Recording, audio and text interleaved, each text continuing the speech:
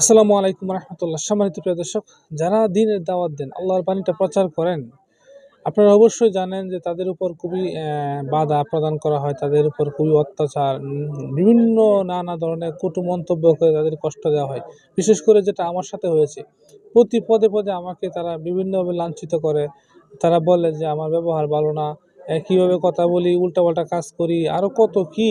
চিন্তা করেন, খারাপকে যদি আপনার খারাপ বলেন, অন্যায়কে যদি অন্যায় বলেন, অন্যায়কারীর শরীরে তো লাগবেই, তো অন্যায়কারী তো দল বড়, তো আপনাকে তারা বিভিন্নভাবে কষ্ট দেওয়ার চেষ্টা করবে। শেখ আব্দুর রাজ্জাক বিন ইউসুফ হাফিজাল্লাহ বলতেন যে যারা লম্বা একটা মাথায় টুপি দিয়ে মিল্লাত পরে বেড়ায়, এদের দিয়ে জাতির উপকার হবে না।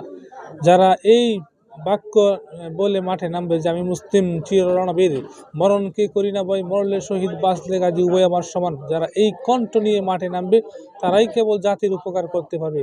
কাজে আপনারা যারা দাওয়াতি কাজ করতেছেন, অবশ্যই আপনারা এরকম বিভীষিকাময় বা কঠিন পরিস্থিতিতে আপনারা সরে যাবেন ইনশাল্লাহ।